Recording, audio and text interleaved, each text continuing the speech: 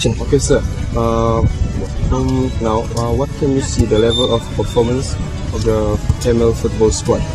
I think it's quite good, and so far we practice for at least 3 days per week, and I think that is a good indicator that the students are ready for the games.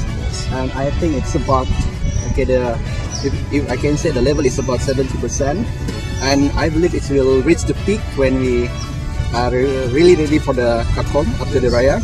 So I think it's good. Okay, thank you very much. Welcome.